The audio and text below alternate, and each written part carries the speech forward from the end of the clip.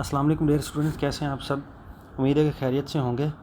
अब हम 10th class इंशाल्लाह इसके साथ 9th क्लास और एफएससी का जो क्लासेस हैं वो स्टार्ट करने जा रहे हैं। सबसे पहले 10th क्लास के कुछ लेक्चर्स हैं जो फर्स्ट चैप्टर में से जो न्यू बुक आई है आपके पास इस दफ़ा 2026 के अंदर। तो पहला उसका चैप्टर है थर्मल फिज़िक्स के नाम से। ये मैंने उसमें ऐड किया हुआ थर्मल फिज़िक्स के नाम से।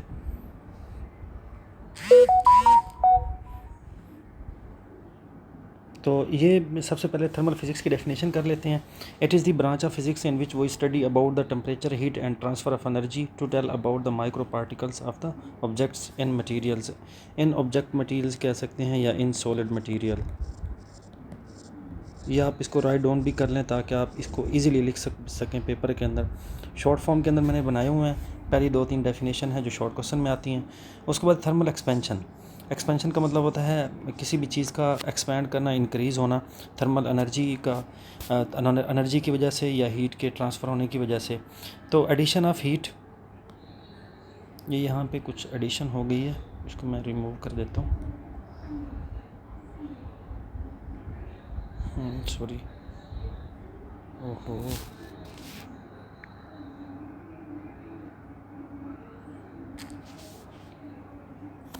तो ये है हमारे पास thermal expansion. Addition of heat increase in size, shape and length of the object is called thermal expansion. उसके बाद थर्मल कंट्रैक्शन की डेफिनेशन कर सकते हैं। Due to removal of heat the object particles of the object more close to each other called the thermal contraction. जैसे आप उसमें से हीट निकालेंगे तो वो एक दूसरे के करीब आ जाएंगे।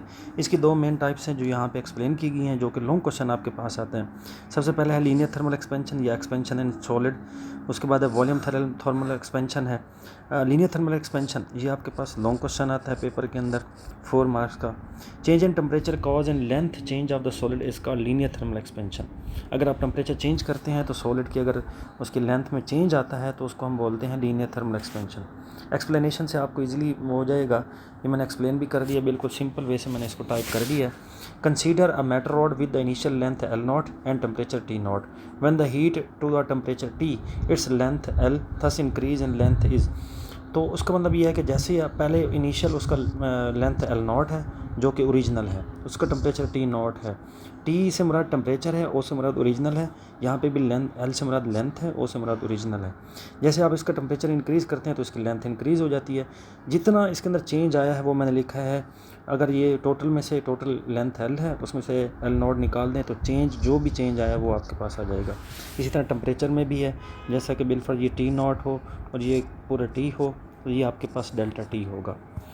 और जो डेल्टा L है चेंज इन लेंथ है वो डायरेक्टली प्रोपोर्शनल होती है ओरिजिनल लेंथ के और टेम्परेचर कि जितना आप टेम्परेचर बढ़ाएंगे ओरिजिनल लेंथ में जो भी चेंज आएगा वो चेंज इन लेंथ के बराबर होगा। तो मैंने लिखा है change in length is directly proportional to original length and temperature change. ठीक है, तो delta L is equal to alpha L0 delta T के इक्वल है।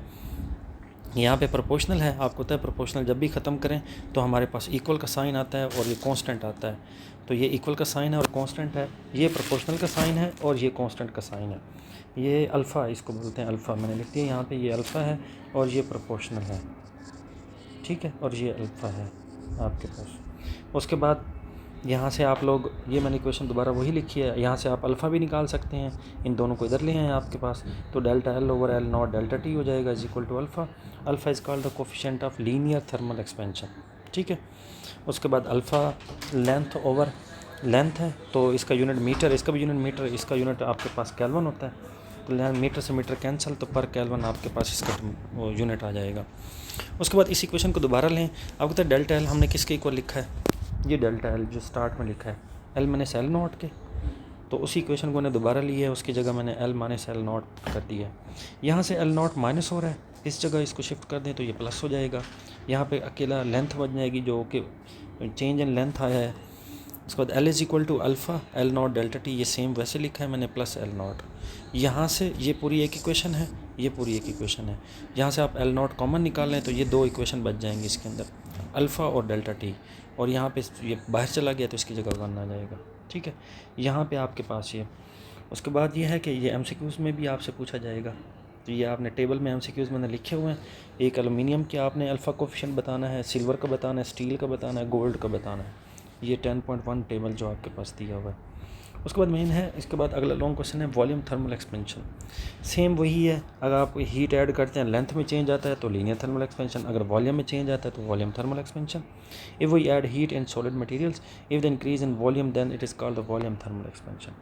If we take a rod which have the volume V0 and temperature T0, same वही wording मैंने लिखी है, जहाँ पे वो मैंने लेंथ के लिए लिखा था वहाँ पे मैंने वॉल्यूम के लिए लिख लिया है। सेम वही, ये देखें V0 T0 और इसकी टोटल लेंथ V हो गई है, तो इसके अंदर जो चेंज आया है वो डेल्टा V है। सेम वही equation, delta V is equal to V0 minus V0, delta T is equal to T minus T0। अब change in volume is directly proportional to the original volume and change in temperature.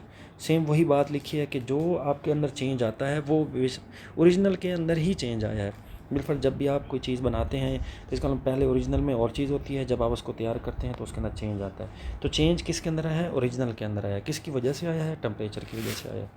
तो ये लिखा delta V is equal to V0 delta T के temperature जब आपने change किया तो उसके अंदर चेंज आया है। Delta V is equal to, इसका प्रोपोर्शनल ख़त्म करेंगे, यहाँ पे इक्वल का साइन आएगा और कांस्टेंट आएगा, यहाँ पे कांस्टेंट चेंज है वॉल्यूम के लिए, सिर्फ ये चेंज है इसके अंदर।